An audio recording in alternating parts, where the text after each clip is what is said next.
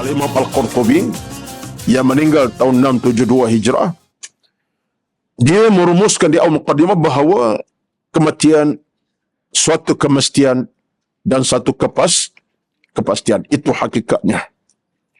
Kematian adalah kemestian dan kepastian. Mesti dan pasti, itulah kematian. Dan kematian sifatnya macam tu.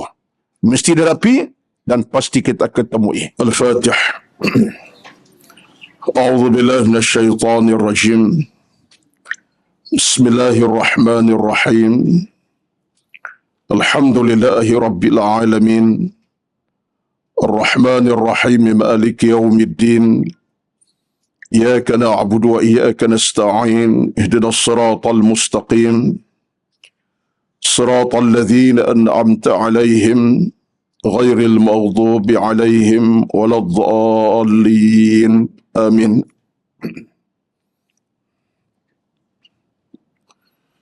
Assalamualaikum warahmatullahi wabarakatuh. Innal hamdalillah nahmaduhu wa nasta'inuhu wa nastahdihi wa nastaghfiruh wa na'udzu billahi min shururi anfusina wa min sayyiati a'malina. Man yahdihillahu fala mudilla lahu wa man yudlil fala hadiya lahu. أشهد أن لا إله إلا الله وحده لا شريك له وأشهد أن محمدا عبده ورسوله صلاة وسلاما على حبيبنا المصطفى صلى الله عليه وسلم وعلى آله ومن تبعهم بإحسان إلى يوم الدين. ربنا افتح بيننا وبين قومنا بالحق وأنت خير الفاتحين. اللهم أعنا على ذكرك وشكرك وحسن عبادتك. ربنا افتح بيننا وبين قومنا بالحق وأنت خير الفاتحين. رضينا بالله ربا وبالإسلام دينا ومحمد صلى الله عليه وسلم نبيا ورسولا. اللهم أحسن عاقبتنا في الأمور كلها وأجرنا من خزي الدنيا وعذاب الآخرة. اللهم رب اشرح لي صدري ويسر لي أمري واحلل عقدة من لساني يفقه قولي يا رب العالمين. أما بعد. أعوذ بالله من الشيطان الرجيم. بسم الله الرحمن الرحيم. وهو الذي أحياكم ثم يميتكم ثم يحييكم إن الإنسان لكفور. Sadaqallahul Azim. Yang bermaksud, dialah Tuhan yang telah menghidupkan kamu, kemudian mematikan kamu, kemudian menghidupkan kamu kembali. Sesungguhnya manusia itu benar-benar kufur nikmat terhadap Allah Subhanahu wa taala. Surah Al-Hajj ayat 66. Al-Hajj ayat 66. Sadaqallahul Azim. Terima kasih berbahagia Kak Salwa dan seluruh dan kuasa pengurusan program Kuliah Duha Masjid Al-Falah USG 9 Subang Jaya. Dan saya hormati seluruh kehadiran para jamaah di pagi yang penuh barakah ini, yang bersama-sama hadir untuk meraih ilmu, mencapai pahala dan menikmati keridhaan Allah Subhanahu wa taala, yang pastinya tidak akan pernah akan kita dijauhkan oleh Allah Subhanahu wa taala. Dan Allah sentiasa menjamin kepada kita apa sahaja kebajikan, kebaikan kita lakukan tidak akan dipandang remeh oleh Allah Subhanahu wa taala. Tiap amalan kebaikan hambanya akan dihitung sebagai amal salah. Sekalipun kecil pada pandangan manusia, ia besar pada pandangan Allah Subhanahu wa taala. Oleh itulah maka dalam hubungan ini saya peringatkan diri saya dan peringatkan seluruh yang hadir pada pagi ini, yakinlah bahawa apa saja kebajikan kita lakukan itu akan tetap dinilai oleh Allah dengan perhitungan yang cukup besar. Bukan sekarang, tapi di hari akhirat nanti. Ini asasnya ada. Sebagai contoh dalam Al-Quran, dalam surah Al-Muzammil, ayat 20, Allah berfirman, وَمَا تُقَدِّمُوا لِأَنفُسِكُم مِّنْ خَيْرٍ تَجِدُوهُ عِنْدَ اللَّهِ هُوَ خَيْرًا وَأَعْظَمَ أَجْرًا. Ini Allah sebut dalam surah Al-Muzammil, ayat 20. Apa saja yang kamu lakukan untuk diri kamu dari amal-amal kebaikan, apa saja yang kamu lakukan amal salih untuk diri kamu, ialah kita semayang, kita solat, kita datang ilmu, kita untuk kebaikan kita kan. Apa saja kamu laku, diri kamu kata Allah Azza wa Jalla, jangan bimbang. Tajiduhu indallah, akan dapati Allah akan catat semua sekali. Allah akan catat semuanya. Dan Allah akan pertontonkan nanti di padang mahsyar apa kamu lakukan itu. Ini semua jaminan yang Allah sebut kepada kita, wa khairan, kerana Allah itu maha mulia dan sedia memberi balasan pahala yang setimpal kepada hamba-hambanya. Ini keyakinan kita kena letak sebagai asas dalam kita mencari titik-titik kejayaan dalam sebuah kehidupan beragama. Kerana itulah maka dalam kita beriman dan beramal ini, kita ada satu titik keimanan, keyakinan yang penuh. Betapa apa kebaikan kita buat, Allah tidak akan sia-siakan. Yang utama ialah kesungguhan kita. Yang penting ialah kemahuan kita. Yang paling utama ialah kesungguhan dan kemahuan kita untuk beribadat. Kalau kita tidak ada kesungguhan untuk beribadat, maka yang rugi bukan Allah, tapi yang rugi adalah kita. Kerana peluang Allah bagi kita tak ambil. Allah beri peluang, kita tak tunaikan peluang itu, maka yang rugi kita. Itulah tuan-tuan, saya sebut ini adalah semata-mata untuk ingatkan diri saya, kerana dalam hidup ini kita mahu bina sebuah kehidupan yang baik, sejahtera dan bahagia, bukan kehidupan yang mencelakakan kita, menyusahkan kita. Kerana di hujung hidup kita nanti, perhitungan yang pasti dua saja. Tidak ada ketiga empat. Berjaya atau kita gagal. Fariqun fil jannati wa fariqun fis sa'ir. Segolongan dibawa ke neraka syurga, mereka berjaya. Segolongan dihumban ke neraka, mereka gagal. Itu kenyataan. Kita kena faham. Di penghujung hidup kita, dua keadaan saja. Tidak ada ketiga. Fariqun fil jannati, segolongan dibawa ke syurga, mereka berjaya beruntung. Segolongan yang lain dihumban ke neraka. Fariqun fis sa'ir, dalam neraka yang menyala-nyala. Batu Imam An-Nawawi dalam kata-kata ini, dalam hal ini pernah sebut, biarlah dalam hidup ini, tiap saat kita berfikir apa kebaikan kita nak buat.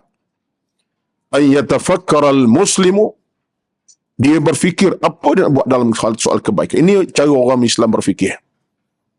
Renunglah, fikirlah, kata Imam An-Nawawi, apa kebaikan kita nak buat. So kadang-kadang dalam hidup tuan-tuan, kita tak buat benda besar, buat yang kecil. Kebaikan. Macam halal sedekah derma, tak mau bagi 100, bagi RM1. Itu pahala. Tak mau baca Quran, sekali baca sampai 2 surah, baca 10 ayat. Jadi dalam hidup ini, Imam An-Nawawi, fikirlah bagaimana kamu nak buat satu benda, kebaikan. Dan apalagi kebaikan itu menjadi rentasan penting dalam kamu berhubung dengan Tuhan. Kerana pepatah yang menarik daripada Abdullah Al-Mubarak, seorang tokoh besar dalam bidang tauhid, dia kata apa? Tiap amal kita adalah jambatan. Dengan siapa? Dengan Allah Subhanahu. Tiap amal kebaikan kita, dia jambatan. Menghubungkan kita dengan Allah.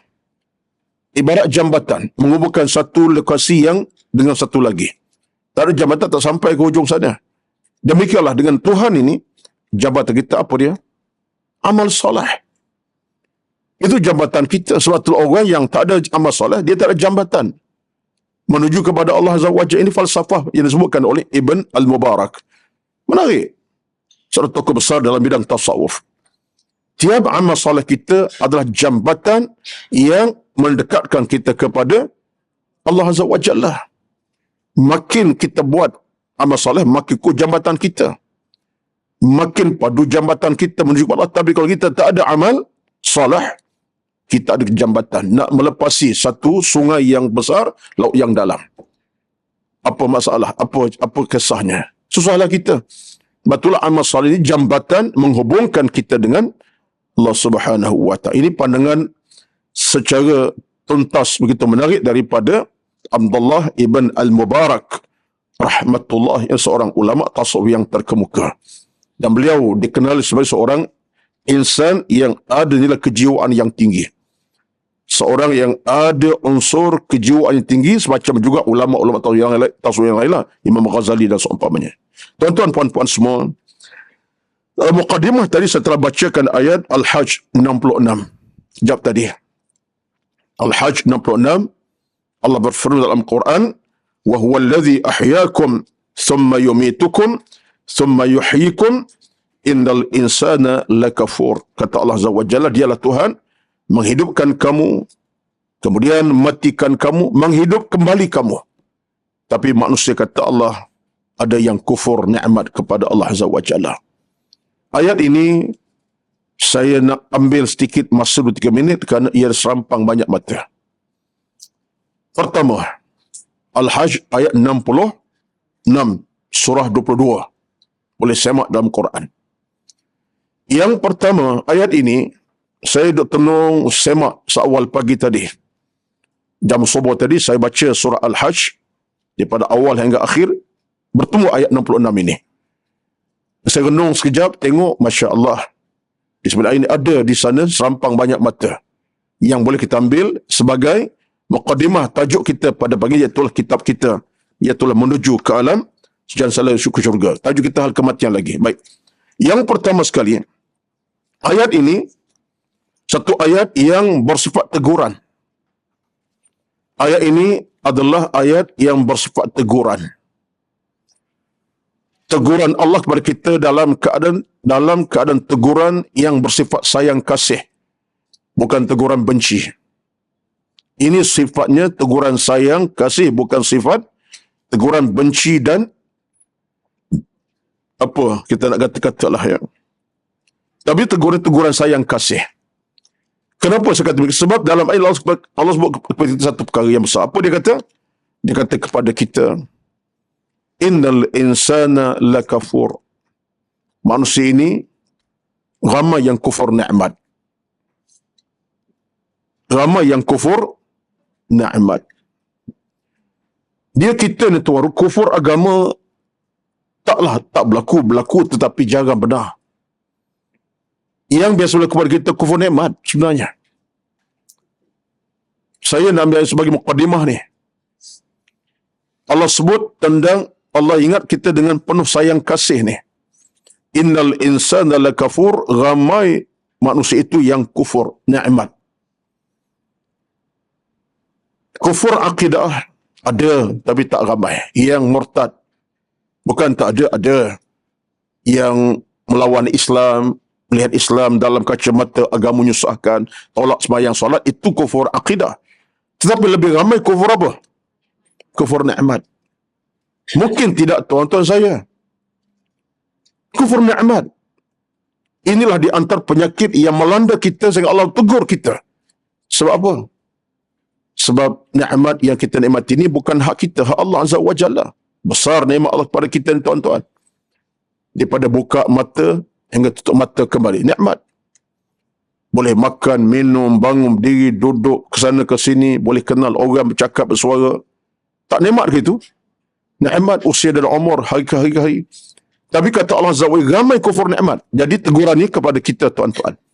Betullah kita dalam hidup ini, kita kena fikir bagaimana kita tidak jadi orang yang kufur nikmat. Gunakanlah nikmat Allah dengan cara yang sebaik-baiknya. Apa caranya? Kita jadikan nikmat Allah jalan keimanan. Suara lidah, zikir, tasbih, tahmid. Harta benda, infak dan derma. Masa waktu gunakan untuk solat dan ibadat, zikir, tasbih, tahmid.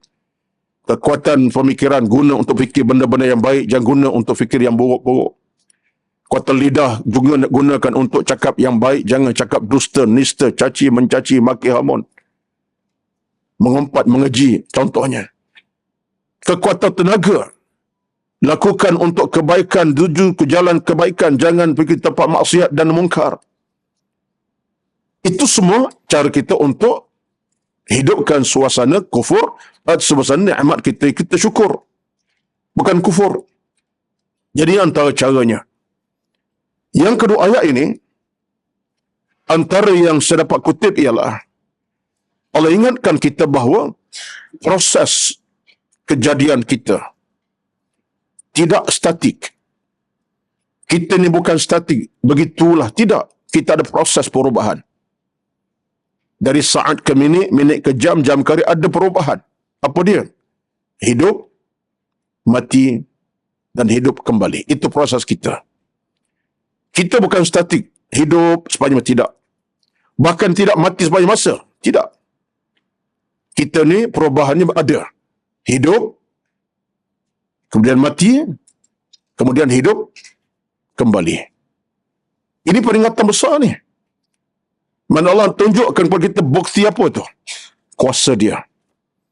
Aku boleh hidupkan manusia, matikannya, hidup kembali. Ini kuasa aku manusia. Ini kalau kita nak tengok dalam bab akidah, itulah nilai akidahnya. Keyakinan kita kepada Allah Subhanahu Wa Taala, Tuhan yang berkuasa penuh. Dialah Tuhan yang boleh menghidupkan sesuatu, mematikan, menghidupkan balik. Tak ada siapa yang boleh melawan ketentuan dan kehendak Allah Azza wa Jalla. Kita tidak statik. Tidak akan hidup selama-lama, bahkan tak akan mati selama-lamanya. Kita hidup satu tempoh masa, kita mati semasa, kemudian kita akan hidup kembali. Dan hidup kembali itu hidup yang selama-lamanya lah. Hidup di alam mahsyar. Tak ada kematian selepas hidup tersebut. Ini antara cara Allah nak ingatkan kita. Kenapa Allah ingatkan begitu?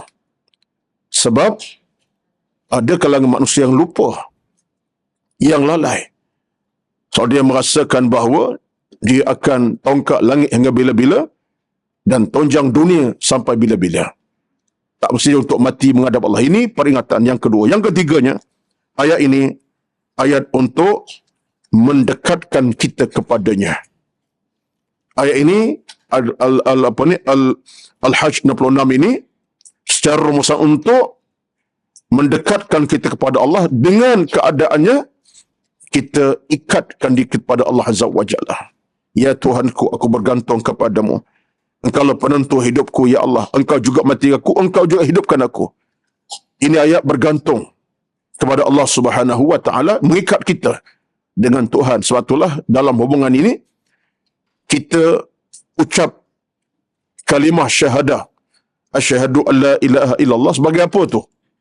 Tanda kita yakin akan kebesaran dan keagungan Allah Subhanahu wa Taala, Tuhan yang Maha Esa Maha Perkasa. Jadi ini saya kira sebagai satu rumusan lah. Dan ayat ini saya awal pagi tadi kesempatannya baca surah Al-Hajj. Dah sampai ayat ni, saya sikit mengambil masa, saya kata kena beri puasan ringkas untuk Jumaat pada pagi ni. Boleh puan-puan ya? Mari kita peringatan bersama insya-Allah. Kenapa kita baca dalam Quran, semuanya adalah peringatan Allah secara tanda sayang kasih. Saya sebut sentiasa, sifat Al-Quran ni sebuah tuan-tuan, peringatan sayang kasih Allah kepada hamba-Nya. Bukan mencengkam, bukan menekan, bukan membebankan. Betul. Walaupun Quran bercakap hal neraka, bercakap hal siksaan, betul ada ayat bercakap hal itu, tapi semua ayat Quran itu bercakap hal dari sudut untuk mengajak hamba Allah secara penuh kasih sayang. Itu cara Allah Azza wa Jalla. Seolah kalau bahasa mudahnya, hei hambaku, balik kepadaku, kembali aku sayang kepadaku. Seolah macam itulah. Itu sifat Al-Quran.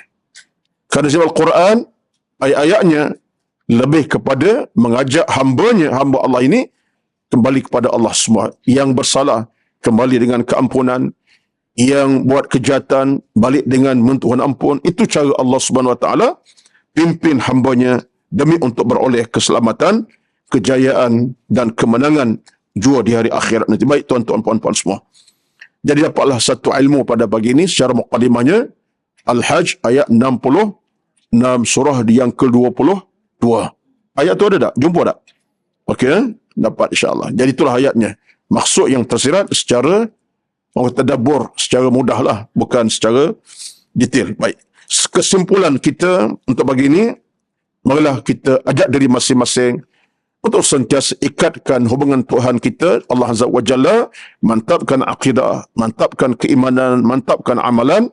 Mudah-mudahan kita hidup dalam merestui Allah Azza wa Jalla. Allah merestui kita, bukan benci kita, bukan Allah tidak meradai kita. Amin ya rabbal alamin. Baik. Sambungan bicara kita pada 2 minggu yang lepas, mukaddimah yang panjang setelah beri berkaitan kitab ini, kita pun baca, iaitulah hakikat kematian. Hakikat kematian setelah beri kupasan untuk di 6 baris yang pertama. Tuan-tuan puan-puan semua, kesimpulan mudah daripada baris 6 ini ialah pengarang kitab kita, iaitu pengarang asal kitab ni siapa?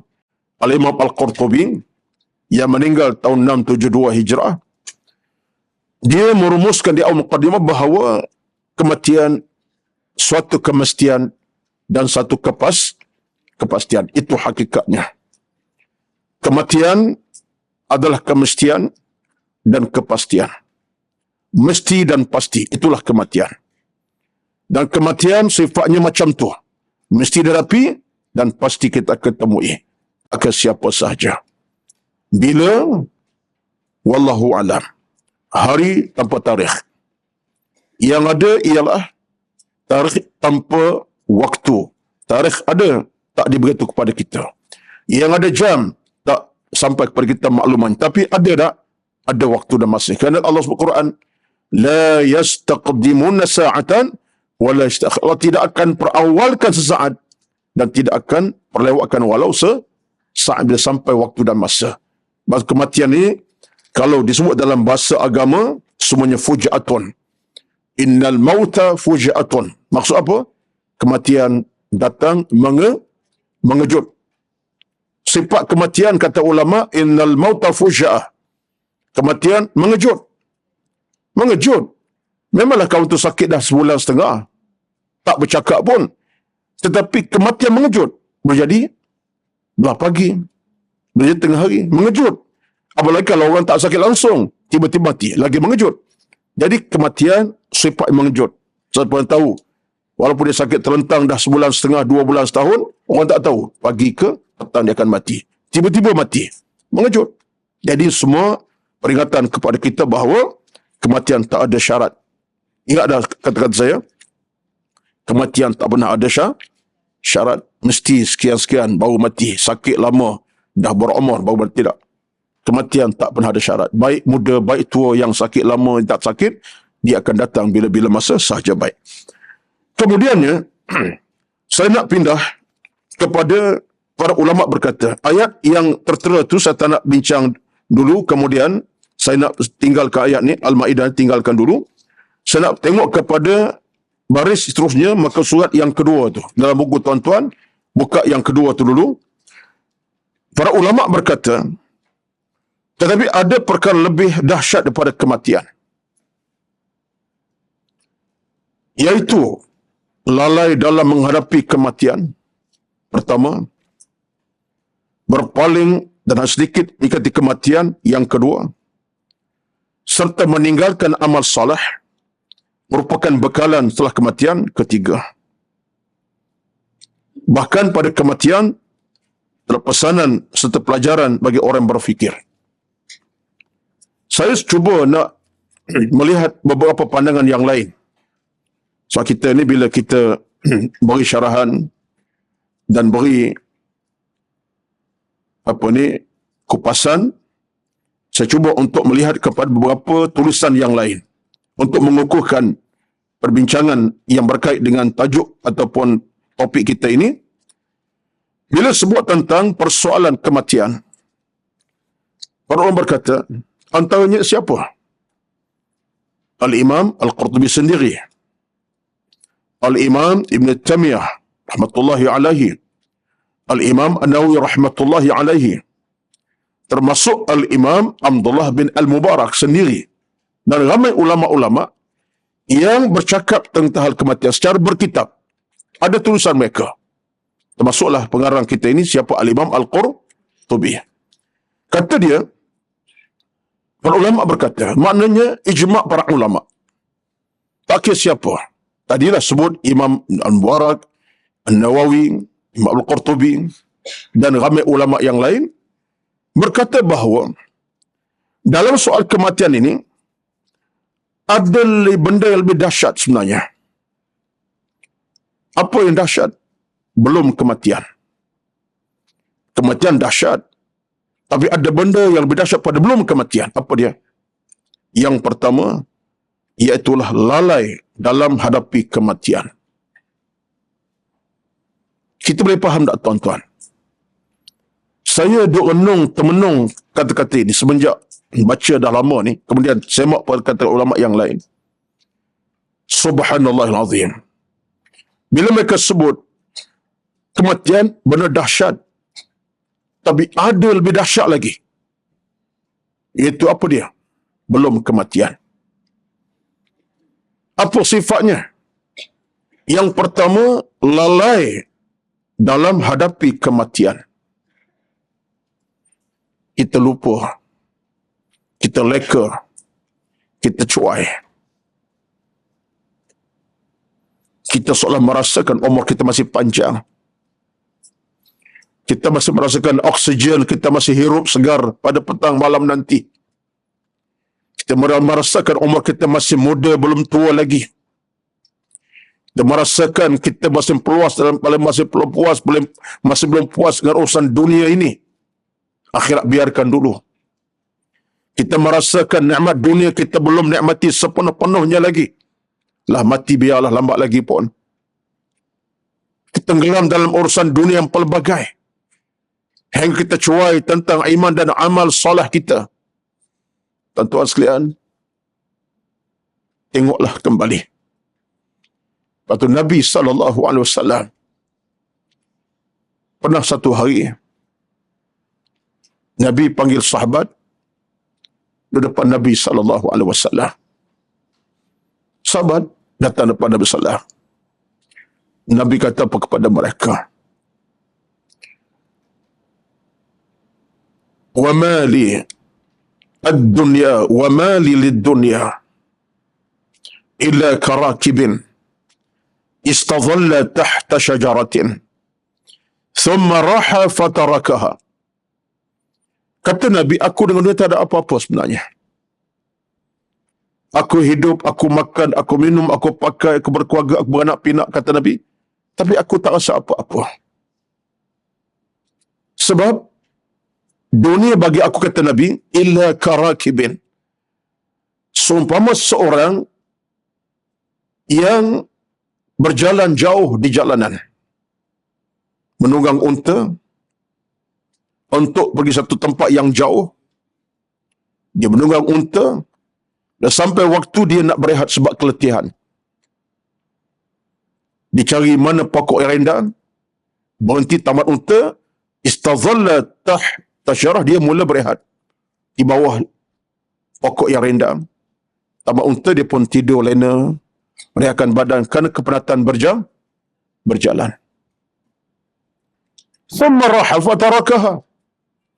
Kemudian bila dia sedar balik pada tidurnya sekejap itu, segar balik, dia mula berjalan pergi meninggalkan tempat yang seronok tadi. Pokok rendang seronoklah kan. Tak lama. 1-2 jam mungkin, berapa minit saja mungkin.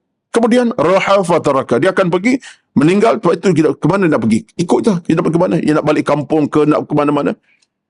Nah, bayangkan kepada kita, tuan-tuan, itulah aku dengan dunia, kata Rasulullah. Maksudnya, tuan-tuan, apa benda Nabi sebut kepada kita ni? Saya, tuan-tuan, bila baca ni, Allahu Akbar. Kadang-kadang air mata payah kita nak kekal. Sebab kita boleh fikir macam tu. Tetapi fikir macam tu. Kelalaian kita kadang-kadang tak bernoktah. Lalai sepanjang masa. Cuai sepanjang waktu. Leka sepanjang masa. Kalau lalai, doktor boleh tahan juga. Ingat, oh aku lalai. Ya Allah, aku balik pada musuh balik. Allah, air mata tumpah menangis. Kadang-kadang tidak, tuan-tuan. Kadang-kadang tidak. Saya tak nak bagi kepada tuan-tuan satu perkara yang berat untuk pergi renung. Tapi saya fikir inilah kenyataannya. Saya sendiri.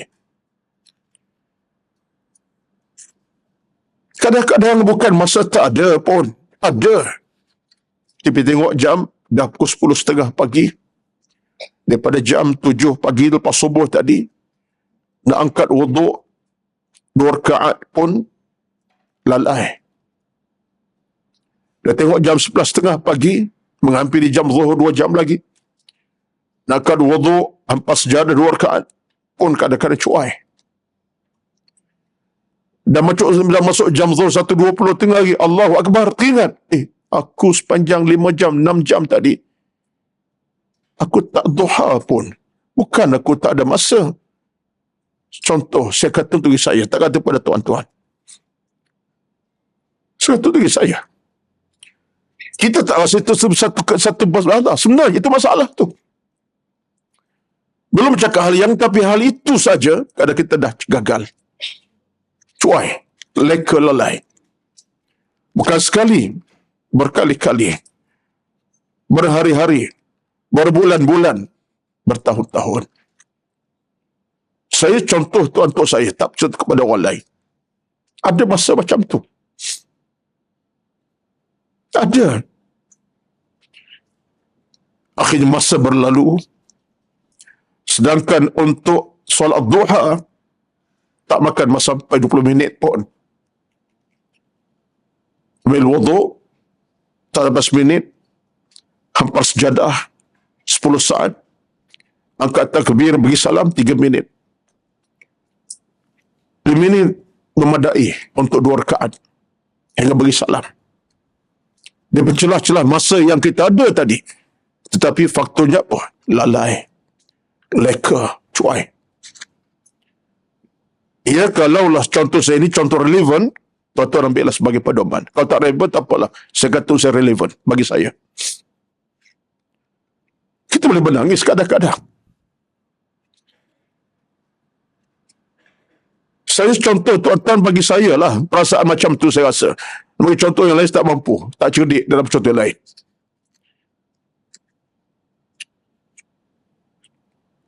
Jam subuh pagi tadi contohnya. Kerana mungkin faktor kesibukan, kekeletihan ke. Jam subuh datang pada hari berkaitan, mungkin tak kembali pada hari keesokannya. Kita lah bukan subuh datang, kita tak berkesempatan. Tapi satu saat kita hilang waktu subuh, sedangkan Nabi bersabda, bab subuh ni ada 2 hadiah besar. Bila orang lalai, dia mungkin tak dapat keesokan hari. Belum tentu dapat keesokan untuk cover balik yang dia telah hilang pagi tadi. Kurang-kurang bab subuh ni 2 hadis besar. Nabi sebut kepada kita 2 hadis besar. Hadis yang pertama, 2 rakaat belum kita sembahyang subuh. Hadis yang kedua, berjemaah subuh. Kalau kita lalai jam 6 minit pagi tadi, sekarang dah pukul 6 dah sekarang, bukan 6 1 minit dah. Kita kehilangan jam 6 pagi tadi, apakah kita sempat dapat besok pagi? Belum tentu. Belum tentu. Kelalaian saya, contoh saya lah, jam 6 pagi tadi, saya kehilangan banyak benda. 2 hadis yang besar. Hadis yang pertama Nabi sebut, 2 rakaat belum sembahyang subuh. Raka'ata al-fajri khairun wa ma fiha min ad-dunya kulliha. Kata Nabi SAW, 2 rakaat belum subuh itu, pahalanya lebih baik pada dunia dan seisinya. Hadis kelebihan belum sembahyang subuh bila azan berkumandang. Kemudian hadis berkait dengan sembahyang subuh berjemaah pula. Hadis tentang subuh berjemaah apa kata Rasulullah? Man shalla subha fi jama'atin faka'annama qama al-laila kullah. Siapa yang sembahyang subuh berjemaah, dia seolah-olahnya menghidupkan ibadat sembahyang malam tadi. Seolah-olahnya dia tak tidur malam tadi kerana beribadat sampai jam subuh. Kenapa? Sempat jemaah subuh di awal pagi itu. Bayangkan. Neraca orang beriman, dia tidak pandang lekeh benda macam ni. Nak cover balik bukan mudah. Kita kehilangan satu rezeki. Untuk besok lusa tolak kita tak boleh saya lagi. Jadi saya sebut tuan-tuan, kelalaian kita. Saya sebut yang lain. Lalai lagi urusan ilmu, amal kerana faktor keluarga, pekerjaan. Jadi kata para ulama, antara yang lebih dahsyat daripada kematian adalah kelalaian kita belum mati. Mati dahsyat dah. Tapi yang lebih dahsyat ialah kelalaian kita. Belum kita mati.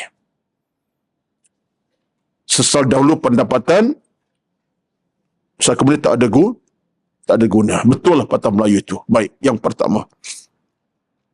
Yang kedua, berpaling dan hanya sedikit ingat kematian. Kita buat tak peduli tentang kematian.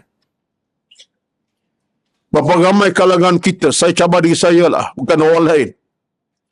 Bila dengar cerita kematian, tengok orang meninggal dunia, kita mengambil iktibar. Jenazah yang terlentang kaku, sahabat aku, mungkin aku besok, mungkin malam ini, mungkin pagi besok. Kita ambil iktibar. Mengambil iktibar kenapa? Benda itu depan kita. Tapi kata ulama, berpaling, hanya sedikit ingatkan kematian. Kita tak kisah, tak peduli. Kita mengambil sikap yang negatif. Tak ambil iktibar apa yang berlaku itu, sebenarnya itulah kita.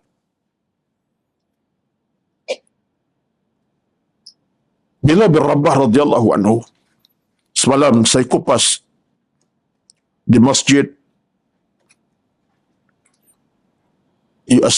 Masjid Raisan Subanjaya, kerana kuliah bulanan juga kat situ. Tajuk kitabnya Hal Kematian karya Imam Al-Ghazali. Diriwayatkan bila bin Rabah radhiyallahu anhu, seorang tokoh yang hebat, sahabat Nabi yang Nabi cukup kagumi, seorang insan yang cukup dicinta para malaikat di langit. Hebatnya Bilal, Nabi kagumi, malaikat merindui Bilal bin Rabah radhiyallahu anhu. Bayangkanlah tuan, hebat tak hebat. Pernah dalam satu ketika, bagi Bilal bin Rabah radhiyallahu dalam bab kematian ini, bila tengok para sahabat yang meninggal dunia, dan sahabat itu terlentang kaku, dalam keadaan jenazahnya sedang diuruskan, pernah Bilal pengsan beberapa kali. Pengsan. Tengok sahabat yang sedang jenazah diuruskan, terlentang kaku, dia jatuh pengsan. Saqata maghsyian, dalam mereka kata saqata maghsyian, jatuh pengsan. Dijuruskan ke mukanya, dia sedar balik. Pengsan balik kali yang kedua. Usapkan mukanya ke air ke mukanya, sedar balik. Hingga berapa kali. Sahabat tanya, mabika ya Bilal? Pasal kau macam Bilal. Mabika ya Bilal? Maksudnya, pahal kau macam ni. Apa kata Bilal radhiyallahu anhu? Zakal mayyit, jenazah itu adalah aku. Itulah aku sebenarnya. Allahu Akbar, tuan-tuan. Tak tahulah kita tahap begini macam mana. Jenazah itu aku sebenarnya. Masa dia yang sudah dimandikan, dikafankan, dia pengsannya. Kenapa? Jiwanya takut berdebar kencang. Pengsan demi pengsan. Sebab itu tuan-tuan sekalian, mengambil iktibar. mengambil peringatan. Waktu Nabi SAW ingat kepada kita, orang yang nak berubah ini, kata Nabi, jenisnya apa yang dia kena buat? Ingatkan kematian. Zikru hazimil lazaat. Ingatlah kematian. Kematian boleh menghapuskan keseronokan hidup. Boleh memusnahkan keseronokan hidup dengan ingat kematian. Tuan-tuan sekalian, ini antara pandangan menarik daripada para ulama kita, dengan kata mereka berpaling dan hanya ingat. Kemudiannya, atas sebab kata ulama yang lebih dahsyat bila kematian ialah kenapa? Yang ketiga, meninggalkan amal soleh yang merupakan bekalan setelah kematian. Ini wording yang begitu menarik. Izinkan saya untuk membacakan kepada puan-puan satu kata-kata daripada Al-Alamah Sa'di. As-Sa'di ini seorang tokoh tafsir yang terkemuka. As-Sa'di, tokoh besar dalam bidang tafsir dan ada kitab tafsirnya. As-Sa'di, dalam kitabnya Al-Fawaqi Asy-Syahiyah, dia kata apa tentang kematian ini? Dia kata dengan jelas, sesiapa yang hadir bertemu Allah dengan amal salih, siapa yang datang menghadap oleh amal yang salih, itulah kunci syurga buatnya. Siapa datang menghadap oleh amal salih yang banyak, yang lengkap, itulah kunci syurga buatnya. Kata Al-Imam As-Sa'di, tokoh tafsir yang terkemuka, dia nisbahkan amal salih itu kunci syurga. Ini jelas Tuhan menunjuk kepada kita apa dia sebenarnya? Menunjuk kepada kita bagaimana bekalan kita yang utama ialah amal soleh.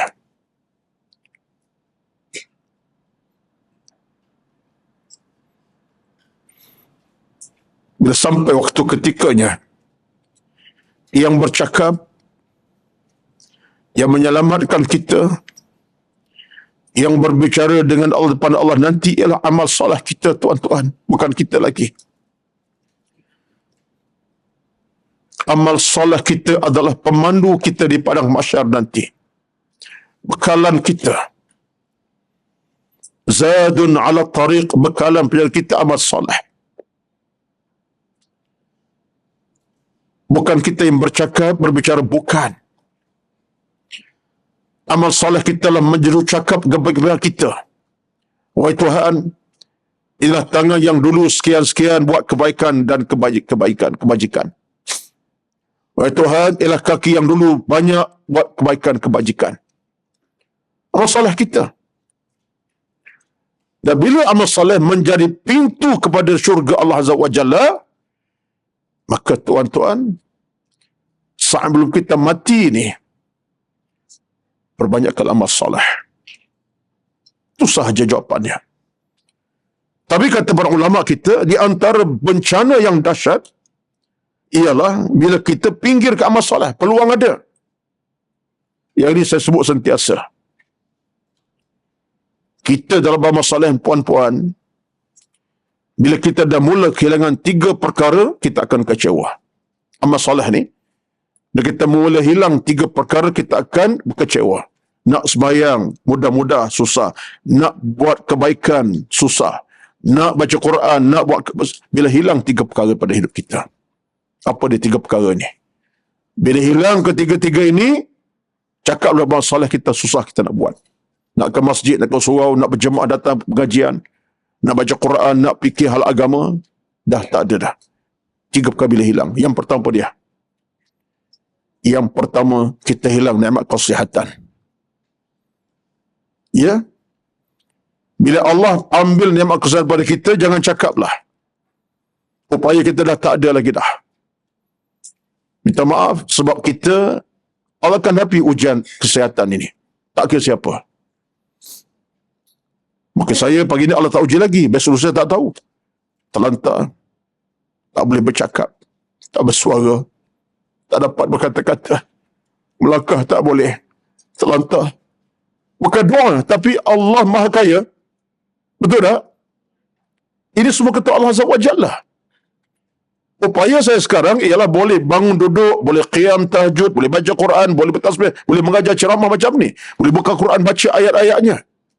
Tetapi bila dah mula hilang nikmat kesihatan, siapapun kita hilang segala-galanya untuk buat amal soleh secara yang begitu sempurna. Kalau buat pun dalam keadaan begitu, tak sempurna kita. Nak pegang Quran pun lengan tak boleh pegang dah. Nak buka mata tengok ayat pun tak nampak dah. Nak baca pun tak jelas ucapan dah. Nak bergerak sikit, bukan bergerak jauh pun, nak mengesok pun tak boleh dah. Kita kehilangan pertama nikmat kesihatan. Yang kedua, kita akan mula terasa kekosongan dalam ibadat amal soleh bila mana tuan-tuan? Yang keduanya, kita kehilangan apa agaknya? Tiga ni. Semua ni saya fikir kalau kita renung, kita boleh nampak.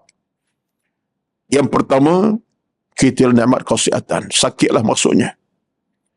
Yang kedua, kita tidak akan dapat sempurnakan ibadat kita bila kita kehilangan peluang untuk buat suatu secara konsisten.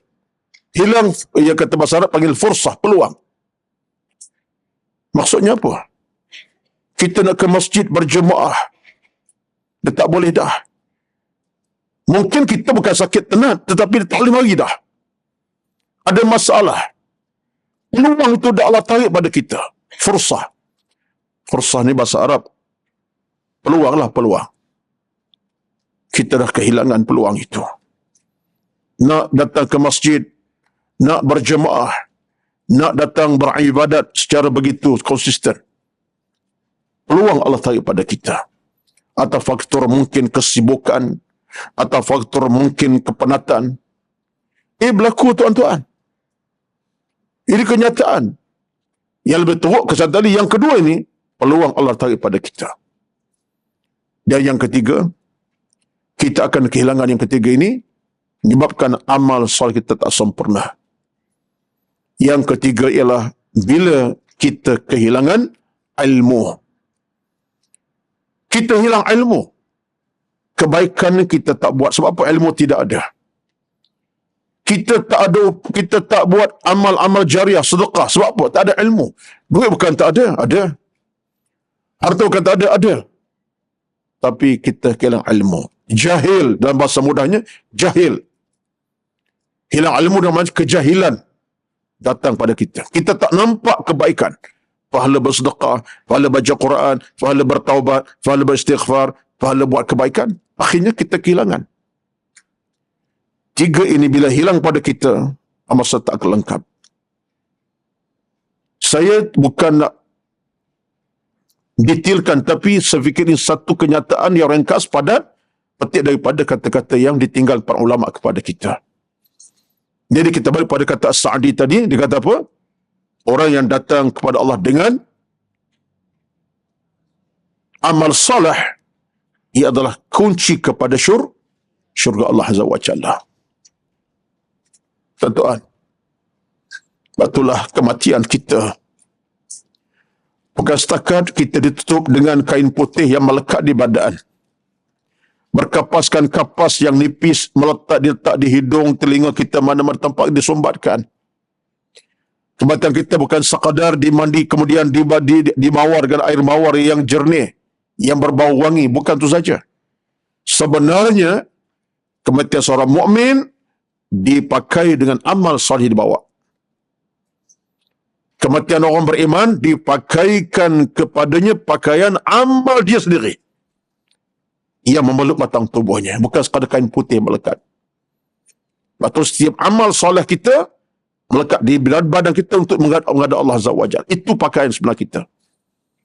Ini falsafah disebutkan juga oleh para ulama kita, termasuklah di sini disebutkan oleh Habib Al-Farisi dalam kitabnya Hilyatul Awliya. Ini ulama al-Bakar ni. Pakaian kita masa kita meninggal dunia bukan sekadar kain putih melekat ataupun kapas yang disumbat ke telinga kita, bahkan ke mana-mana lubang yang ada.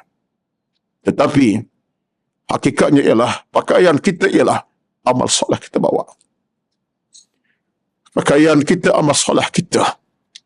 Amal kita banyak, tebal pakaian kita. Neraka tak akan mudah sentuh kita. Amal kita banyak, pakaian kita tebal, neraka tak mudah sentuh kita. Tapi neraka tak akan membahap kita. Tapi kalau amal solat tidak ada, kita seolah tak berpakaian, langsung memang tak ada pakaian pun, maka sebab itu mudahkan urusan api neraka, berkata seksa Allah. Ini falsafah. Disebutkan Habib Al-Farisi dalam kitabnya Hayatul Awliya. Satuan. Yalah.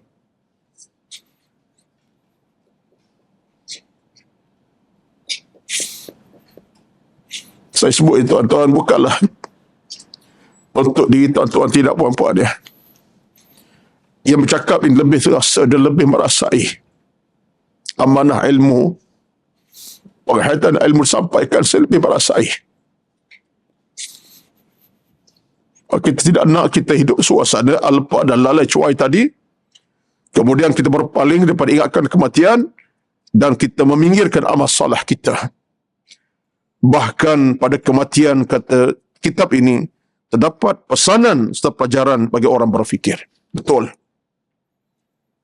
Kematian banyak pesanan kepada kita. Pesanan pertama, kematian mengajar kita bahawa kita berpisah dengan dunia selama-lamanya. Yang kedua, berpisah kasih kita dengan keluarga, anak isteri dan semua orang yang kita cintai. Yang ketiga, kematian adalah tanda kita sedang menghadap Allah Subhanahu wa taala. Yang keempat, kematian adalah titik utama kita untuk dapat syurga Tuhan atau neraka Allah Azza wa Jalla. Dan kematian yang kelimanya adalah merupakan ketentuan kita untuk dihakimi oleh Allah Subhanahu wa taala sama ada kita berjaya gagal seterusnya. Banyak perkara kita boleh ambil daripada kematian. Kematian ini adalah jawapan mutlak bagi orang yang nak berfikir. Orang tak nak berfikir, kematian tak ada apa-apa. Sebab dalam Islam, Nabi sebut kepada kita dalam satu hadis yang sahih, antara kata Nabi SAW, "Akthiru zikral mauti fa innahu yamhasu dhunuba wa yuzhidu fid dunya." Hadis daripada Anas bin Malik radhiyallahu anhu. Ingatlah akan kematian, ia dapat membersihkan dosa kamu dan jadikan kamu berjaga-jaga dalam urusan dunia kamu. Ingat kematian, kata Nabi, boleh bersihkan dosa kamu dan berjaga-jaga pada urusan dunia yang kamu ada sekarang ini. Ingatkan kematian. Maka puan-puan, tuan-tuan yang dirahmati Allah sekalian, yang saya hormati semua, inilah peringatan yang disabdakan oleh, yang sebut kepada ulama kita, bahawa ada lebih dahsyat kematian. Iaitu belum kita mati, lebih dahsyat kita abaikan. Tapi yang lebih berjaya, orang yang ingatkan kematian dengan ilmu amal, kematian tidak satu bebanan baginya. Itu saja. Baik. Penutup kita pada pagi ini, sikit lagi. Dalam satu riwayat Nabi SAW, dalam kitab kita ini, Nabi bersabda, "Lau annal bahaimah ta'lam minal mauti ma ta'lamuna ma akalta minha saminan." Hadis daripada Nabi SAW, disabdakan Nabi kata apa? Jikalau haiwan itu kamu ketahui mengenai kematian yang kamu hadapi, maka kamu tidak akan makan lemaknya. Maksud apa, tuan-tuan? Ini satu perkara yang kita kena fahami. Kita sebut pada bulan 2 minggu yang lepas, kalau saya sampai rekod, ingat. Saya sebutkan, bila berlaku kematian kepada kita, semua makhluk tak akan tahu kecuali dua saja. Illa thaqalan. Dan orang itu mati, diambil nyawa oleh Allah Azza wa Jalla. Saat kematiannya, semua makhluk tak akan tahu kecuali dua saja. Apa dia? Binatang-binatang dan Ha. Siapa tahu catatan ke? Ya. Yang tahu ialah binatang-binatang. Yang tak tahu manusia dan jin. Bila ada kematian, dua makhluk yang tak akan tahu tentang isu kematian, sakit, susah payah ialah jin dan manusia. Tetapi makhluk semua tahu. Binatang, haiwan, pokok, bukit, bukau, gunung, ganang, sungai, tahu. Termasuklah binatang. Binatang tahu saat orang tu nak mati, susahnya, kepayahannya, ratapannya, susah payah. Binatang tahu. Si A kata nak meninggal. Binatang tahu si A ini sedang meratapi kematian, kesakitan. Binatang tu apa di antaranya? Mungkin lembu yang jadi makanan kita. Mungkin ayam menjadi makanan kita pun. Mungkin kambing, daging makanan kita. Kata Rasulullah, kalaulah, ini dia. Kalaulah kamu tahu ya binatang tahu tentang kematian, pasti kamu tidak akan makan lemaknya. Apa maksud Nabi ni? Maksudnya, binatang itu dalam keadaan semacam makhluk. Bila makhluk kita makan tak? Kita makan daging manusia? Kita tak makan daging manusia. Kita makan daging binatang, daging orang kita tak makan. Jadi seolah Nabi sebut kepada kita bahawa seolah binatang itu sampai tahap dia tahu apa yang berlaku tentang kematian, seolah dia itu macam manusia. Kamu tak akan makan dia punya lemak dan dagingnya. Ini satu ibarat besar kepada kita, menunjuk kepada kita bagaimana kedahsyatan kematian sampai tahap Allah beri rezeki kepada binatang tahu. Ini kedahsyatan sebenarnya. Jadi apa yang berlaku ini adalah peringatan kepada kita bagaimana kematian adalah kedahsyatan. Yang hadapi dia tahu. Yang kita belum mati kita tak tahu. Jadi mudah-mudahan apa yang kita bicarakan untuk setakat ini pada pagi ini, kita sambung balik insya-Allah perbincangan dalam tajuk yang sama lebih kurang. Kita akan tengok nanti cerita-cerita yang dari kematian. Dalam cerita bagaimana Arab Badui yang tengok binatangnya mati, dia bercakap kenapa ni mati, kenapa.